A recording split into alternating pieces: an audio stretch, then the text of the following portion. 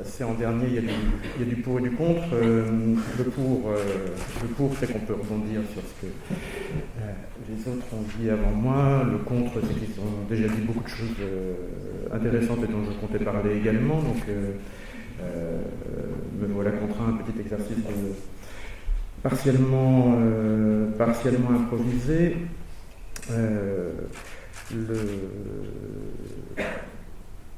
Je dois dire également la première, ceux qui attendraient une acmé de ma part, je m'excuse à l'avance. Je pense que la première différence entre l'activité de critique d'art et l'activité de commissaire d'exposition, c'est la gestion du temps. Moi, c'est hier que j'ai commencé à m'interroger sur comment je pourrais répondre à la question d'aujourd'hui. Et comme d'habitude, j'ai fait comme je fais très souvent, en fait, dans ces situations-là, je regarde un peu ma bibliothèque et je vois qui pourrait m'inspirer. Et voilà, un peu par hasard, je me suis arrêté sur ce livre de souvenirs de Charles Harrison, qui est un critique et un commissaire d'exposition et un éditeur de différents magazines et surtout peut-être un membre d'un groupe considéré comme un groupe d'artistes, Art and Language, dont il a été partie prenante et membre à part entière pendant presque 40 ans. Et donc ce livre de souvenirs, Looking Back, voilà, c'est un ensemble d'entretiens sur sa carrière et qui est assez drôle d'ailleurs, beaucoup d'anecdotes qui sont très très drôles, mais surtout qui me faisait dire mais pourquoi, comment en sommes-nous arrivés à faire autant de distinctions entre des catégories qui n'étaient pas destinées à être forcément si dissociées. Et l'exemple d'Harrison qui semble être passé justement, enfin, comme Jean-Max le disait, la question de l'activité est primordiale. Charles Harrison, c'est quelqu'un qui a des activités. Il a une activité d'écriture. Cette activité d'écriture, il l'avait d'abord mise classiquement au service de quelque chose. Il voulait être un critique d'art au sens où on l'entendait à l'époque et dans les grandes lignes, on l'entend encore aujourd'hui, quelqu'un de commentateur. Et donc il avait écrit en 1970 dans Studio International un article qui s'appelait A Very Abstract Context, qui était un des premiers articles consacrés justement à Art and Language et les prémices de l'art conceptuel. Il parlait de Victor Bergin et de Joseph Kossut. Et cet article a été publié et en retour il a reçu une lettre de Terry Atkinson et Michael Baldwin d'Art and Language lui disant grosso modo, et là je cite ce que rapporte Harrison, et il disait voilà, que c'était juste un tas de conneries. Et à partir de cette prise de conscience, il a compris que c'était peut-être en changeant de position, en changeant de situation qui pouvait corriger le tir, et que ce n'était pas forcément cette carrière de critique d'art telle qu'il l'avait initialement envisagée qui s'ouvrait en fait devant lui. Et voilà, en fait il s'est rapproché de ces artistes, et ça a ouvert une collaboration qui a consisté à la fois en être le porte-parole mais aussi un compagnon, et surtout une très grande indistinction en fait du rôle qu'il a joué, où il a participé sans qu'on sache exactement comment à la conception de nombreuses œuvres, de nombreux textes, de choses qui sont parfois signées, parfois apocryphes, dans une assez joyeuse indistinction. Donc pour moi, ça m'ouvre déjà sur un premier terrain qui est le terrain de l'activité et de la position. Moi, j'appartiens à une génération qui a commencé à travailler au début des années 2000.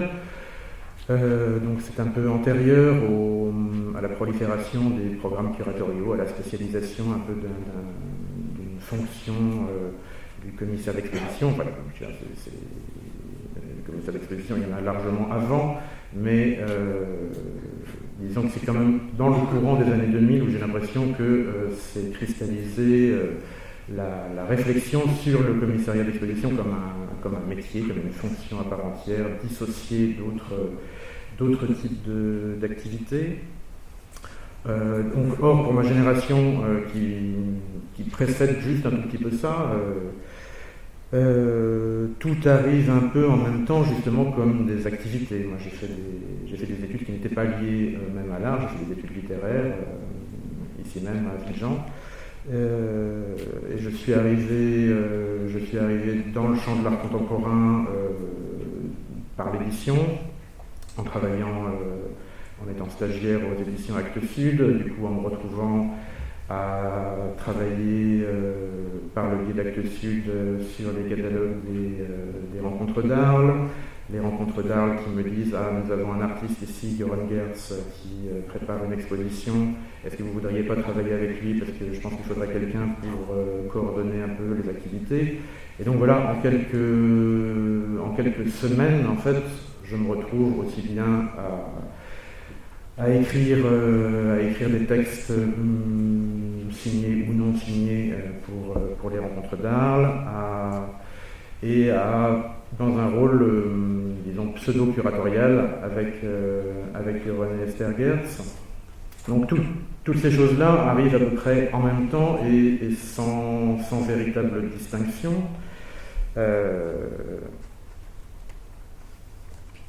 Et pour moi, même si je suis en grande partie d'accord avec tout ce que disait Jean-Max sur le caractère non verbal de l'exposition, sur cette langue étrangère que constitue l'exposition, parce qu'effectivement, on n'a pas appris à faire des expositions. On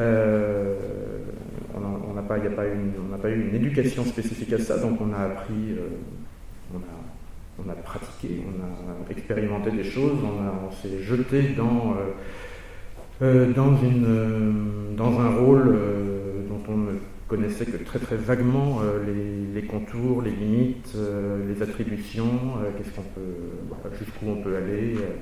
Alors après, donc voilà, dans les années 2000, il y a eu tous ces débats consécutifs sur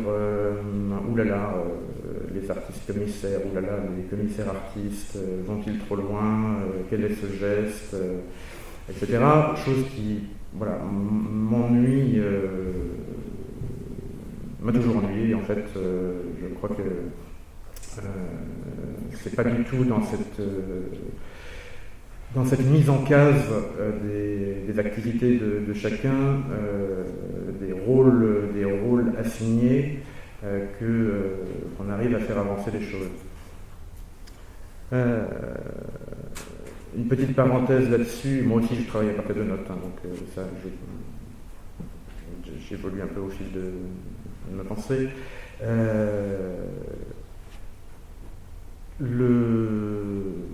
Sur les contextes d'écriture.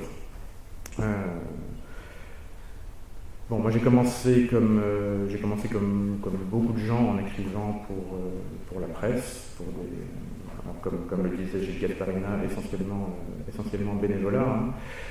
J'en ai pas fait non plus vraiment une profession. J'essayais quand même d'être payé parce que j'avais besoin de travailler pour vivre et ça n'a jamais été un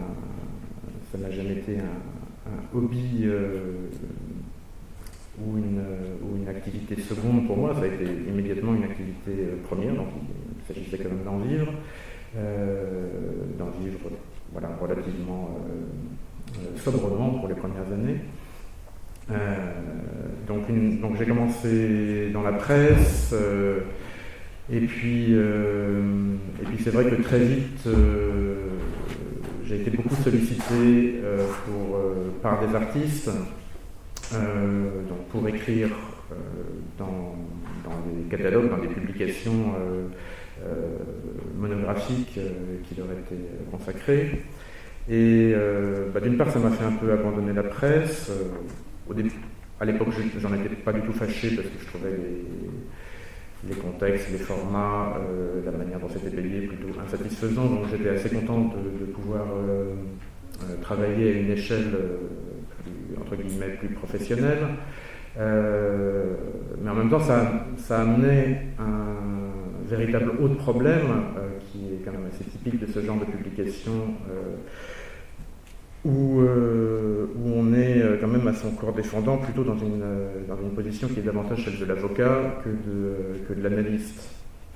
Et quand on écrit à la demande des artistes, il y a quand même un petit problème de distance qui se pose.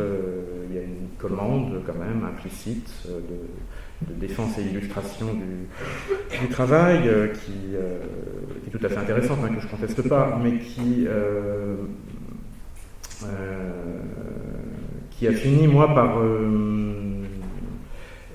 occulter une partie de ce que j'aurais pu faire en termes de travail d'écriture, qui est une certaine prise de distance, et j'ai l'impression d'avoir retrouvé cette distance justement en pratiquant davantage des expositions.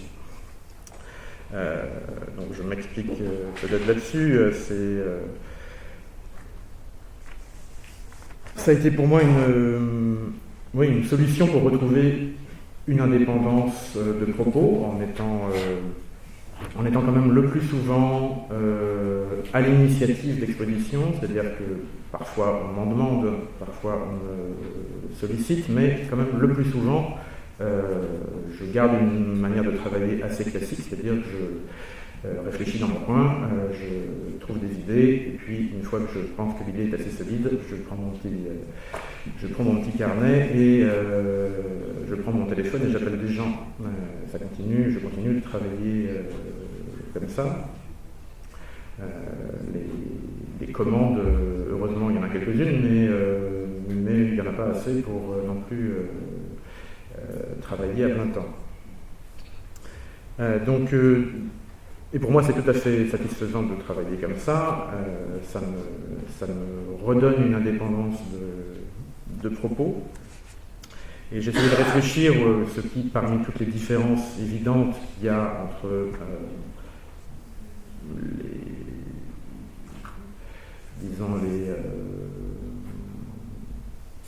les prérogatives de la critique d'art et les prérogatives du commissariat d'exposition, qu'est-ce qui, pour moi, quand même fait unité de principe dans ces deux activités.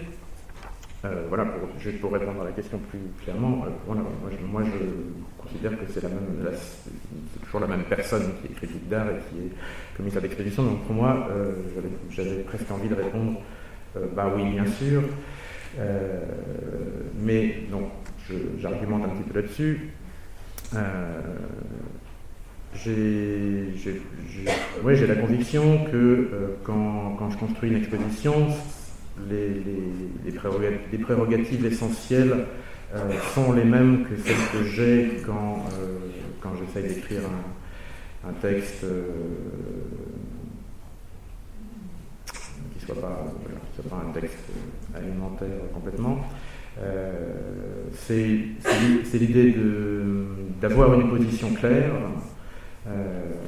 c'est l'idée d'être dans une dimension analytique et de laisser une place à la spéculation. Je développe ces trois points-là. Une position claire, c'est une position qui assume une forme de subjectivité, une forme de parti pris, et qui rend ces partis pris intelligibles et qui les met en débat.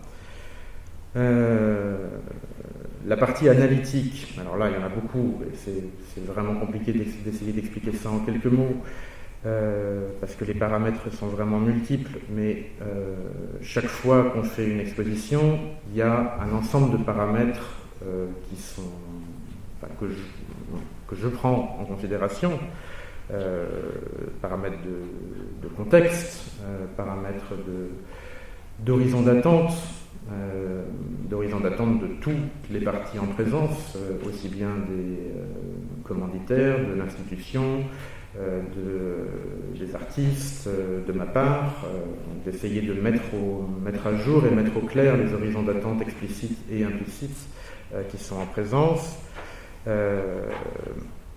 Et par exemple, choisir des artistes, pour moi, est une activité analytique.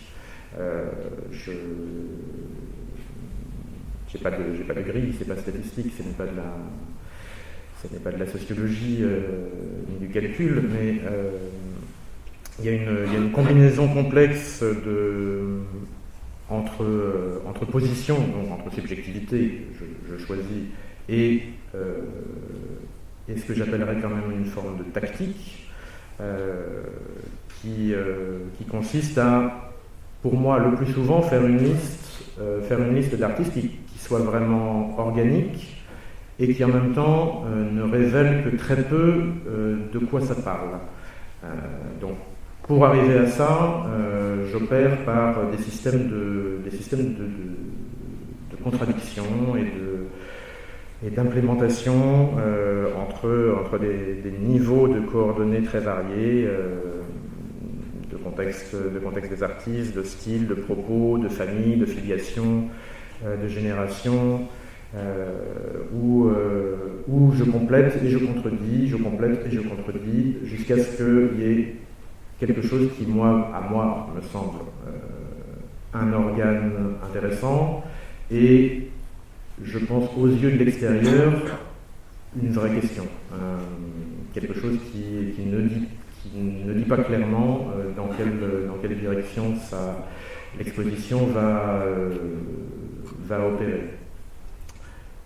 Et voilà, en tout cas pour moi, c'est un paramètre important.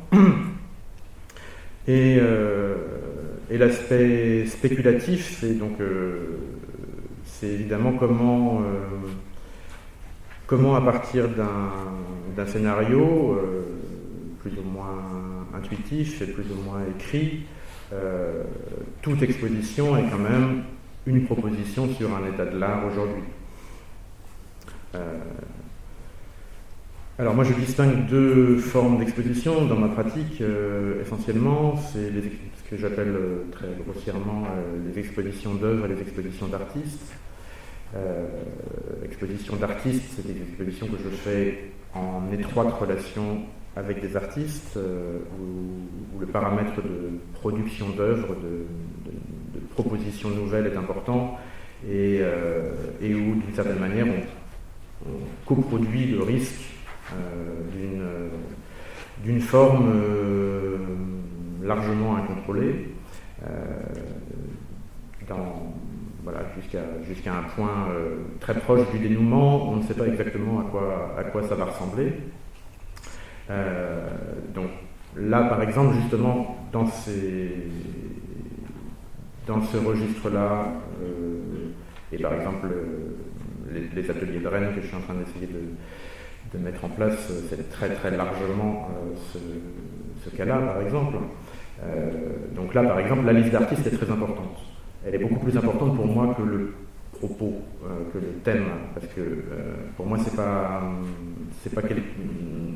une exposition n'est pas forcément quelque chose qui descend de manière hiérarchique depuis mon idée que je distillerais vers les artistes et qu'ils traduiraient dans des formes, mais ça remonte. C'est plutôt les artistes et leurs propositions qui façonnent ce que va être l'exposition, et moi qui reformule, réadapte, ajuste la manière dont on va verbaliser cette chose-là. Et les expositions d'œuvres, par contre, c'est des expositions où le scénario est par contre beaucoup plus préexistant. Ce sont essentiellement ces expositions que je prépare avant de les suggérer à des institutions, à des galeries, je ne sais quoi. Ce sont des expositions où là, par contre, le dialogue avec les artistes est peu ou pas existant, parce que l'essentiel est quand même d'écrire un scénario assez précis, de faire une démonstration, d'écrire un morceau d'histoire ou de restituer un certain contexte géographique par exemple ou historique. Donc c'est dans ces deux catégories d'exposition qui pour moi sont très complémentaires et pour moi c'est très pneumatique la manière dont j'ai envie de circuler entre ces deux-là que je fonctionne et que je fonctionne depuis à peu près une quinzaine d'années comme ça.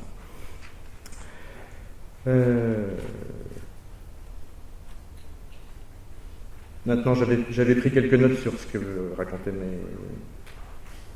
mes collègues tout à l'heure, des grandes vérités à souligner. Ce que disait Gilles sur les réalités économiques, c'est une évidence. Moi aussi, je tiens ma stabilité à l'enseignement depuis 13 ans.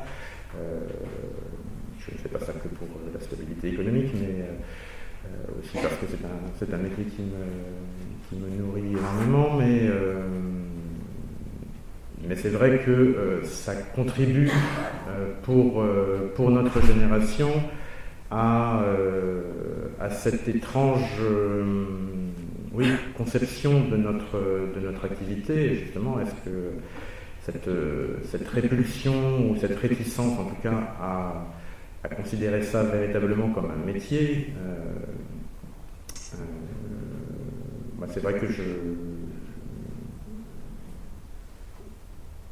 n'ai pas adhéré par exemple à CEA, non pas parce que je trouve que c'est une mauvaise chose, mais parce que je me sens pas non plus véritablement impliqué dans des questions corporatistes. Je continue à penser les choses comme un tout. Écriture, enseignement, faire des expositions, pour moi c'est un carrousel d'activités complémentaires, et je me sens pas. Je sens plutôt vraiment plutôt comme une chance en fait d'échapper aux problématiques d'un métier et à devoir définir les contours d'une activité professionnelle qui cesserait d'être un violon d'Ingres où voilà, les limites et les frontières sont délibérément floues et maintenues floues. Et donc pour moi cette synchronie des activités, elle est plutôt positive. Elle n'est pas positive pour mes impôts ni pour mon économie, mais elle est finalement une manière de prolonger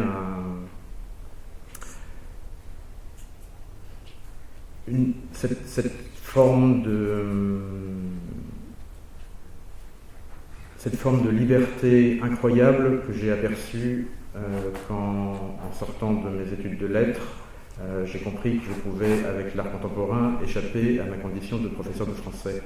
Et je suis assez content de pouvoir continuer à exercer la chose à peu près de la manière dont je l'ai pressenti à cette période-là.